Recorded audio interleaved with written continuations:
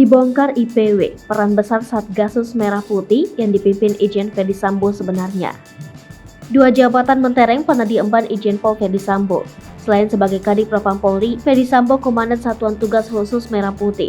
Kini kedua jabatan tersebut lepas karena keterlibatan Ferdy Sambo dalam kasus pembunuhan Brigadir J.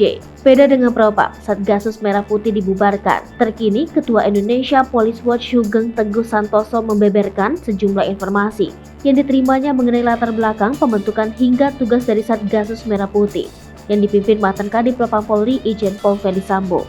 Sambo, kata Sugeng, memimpin Satgas tersebut sebelum akhirnya dibubarkan Kapolri Jenderal Polisi Listio Sigit Prabowo setelah Sambo terbelit kasus pembunuhan berencana Brigadir J.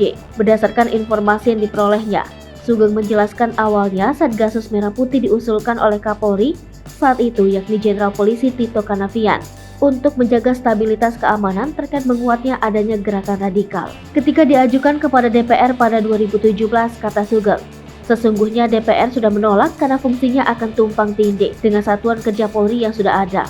Pada 2019 lanjut dia, Satgasus diketuai Idam Aziz dengan Sambo sebagai sekretarisnya.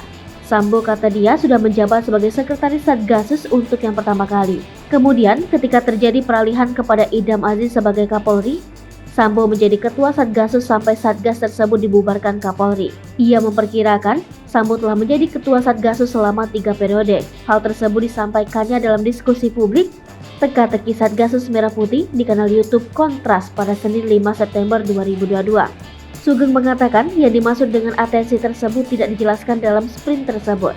Namun demikian, kata dia, atensi tersebut bermakna perhatian pada kasus-kasus khusus. Satgasus, lanjut dia, kemudian diberi kewenangan untuk menangani 5 kewenangan penyidikan dan penyidikan tindak pidana yang diatur dalam 5 undang-undang. 5 undang-undang tersebut yakni menyangkut psikotropika, narkotika, TPPU, korupsi, dan ITE. Oleh karena itu, banyak perkara-perkara terkait pengungkapan kasus narkoba yang besar diungkap oleh Satgasus. Namun demikian, lanjut dia, yang jadi pertanyaan adalah bagaimana akuntabilitas kerja dari Satgasus.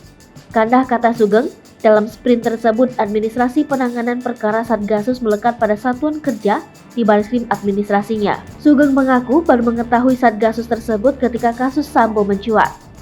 Pihaknya, kata dia, kemudian menyampaikan 5 alasan agar Satgasus dibubarkan.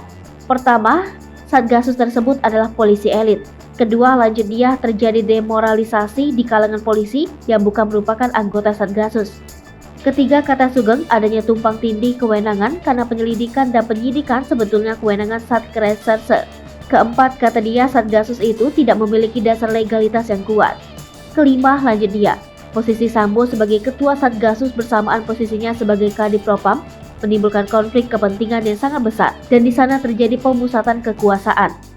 3 kali menjadi ketua Satgasus, kata dia, menjadikan Sambo memiliki kewenangan yang besar. Hai pemirsa Sri Popo TV, jangan lupa komen, like, dan subscribe serta tonton terus berita-berita terupdate lainnya ya.